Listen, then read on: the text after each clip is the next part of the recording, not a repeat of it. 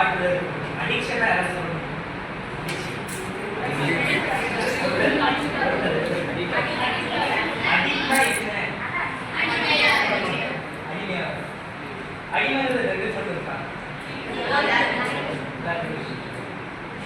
இப்போ நாங்க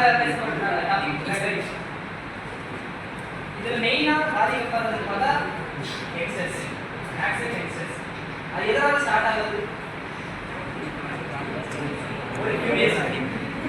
எல்லாரும் யூஸ் பண்றாங்க, நாங்களும் ஒரு வாட்டி யூஸ் பண்ணலாம் அப்படின்னு ஸ்டார்ட் ஆகுது தான் அடிக்ஷன். கண்டினியூ ஆகிறது அடிக்ஷனால தான். ஆனால் ஃபினிஷ் ஆகிறது பெயின். பெயின் அவங்களுக்கு மட்டும் வராது.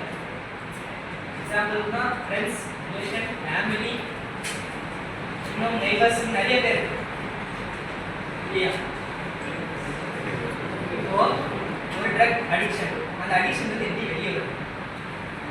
நாங்கள் நிறைய பேர் சொல்லியிருக்கோம், குடிச்சு போனாலும் குடிகால எப்படி போகிறான், வண்டி ஓட்டினாலும் அதே தான் சொல்லுவோம். குடிக்காம கூட ஓட்டிட்டு போவான், ஆனால் குடிகாரம் ஓட்டிட்டு போகிறாங்க அப்படின்னு சொல்லுவோம். ஆனால் அப்படி அவங்க ஜட்ஜ் பண்ண முடியாது. ஒரு அவேர்னஸ் அது மட்டும் தான் அவங்களுக்கு அதை பற்றி எடுத்து சொல்லணும். நாங்கள் எங்களால் என்ன பண்ண முடியுமோ அதை பண்ணணும். இல்லைங்களா? நாங்கள் பண்ணுறோம் இல்லை பண்ணவும் மாட்டோம். இப்போ எனக்கு இன்ஸ்டீட் ஆஃப் யூசிங், அதாவது instead of addicted drugs, learning connect ஆகும், ஸ்டடீஸ் கனெக்ட் ஆகும், எஜுகேஷன் கனெக்ட் ஆகும், எங்கள் ஃபேமிலிக்கு ப்ரௌடாகும். யாரும் அந்த மாதிரி யோசிக்கிறது இல்லை. இதோ இவன் யூஸ் பண்ணுறான், நாங்கள் எடுத்து யூஸ் பண்ணிக்கலாம், சரி இவன் கண்டினியூ பண்ணுறான், நாங்களும் கண்டினியூ பண்ணிக்கலாம். அவன் செத்துருவான், நாங்களும் சாகும் இல்லையா எங்களுக்கு தெரியாது. ஒரு கட்டத்தில் நாங்கள் ஏன் யூஸ் பண்ணுறோம் தெரியாது. எல்லாரும் சொல்லுவாங்க ஒரு 6 மணிக்கு நேரம் போகணும்.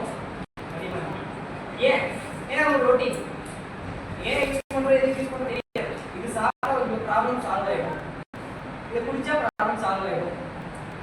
ப்ராப்ளம் சால்வ் ஆகிறதுக்கான ஒரு சொல்யூஷன் இது slow poison. Let's join hands for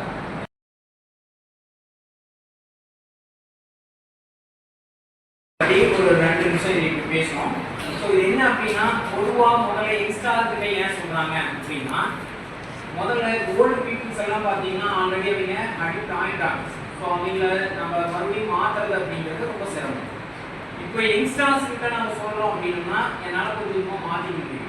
so இப்போ இருந்து நம்ம கொஞ்சம் கொஞ்சமாக பண்ணோம்னா நம்ம ஃபேமிலிக்கு நல்லது, ஆஸ் வெல் அஸ் நம்ம இப்போ இருந்து கொஞ்சம் கொஞ்சமாக நம்ம மாற்றிக்க முடியும் நம்மளால. அதனால யங்ஸ்டர்ஸ் கிட்ட கொண்டு வராங்க.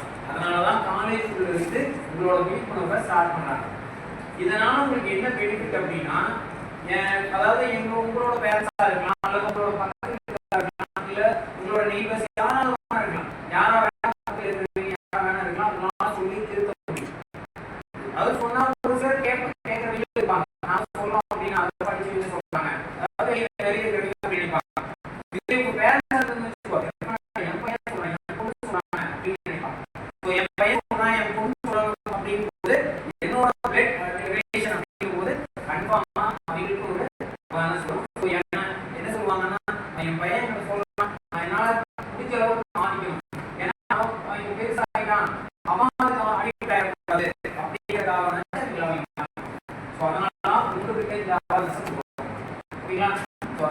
முடிஞ்ச வரைக்கும் உங்களால எத்தனை பேர்த்தை நம்மளால சேவ் பண்ண முடியும், அதாவது எத்தனை பேர் நம்மளால சேவ் பண்ண முடியும் அப்படிங்கிறத நம்ம இதுக்கப்புறம் நம்ம இதுவரைக்கும் மேக்ஸிமம் பார்த்துக்க மாட்டோம்.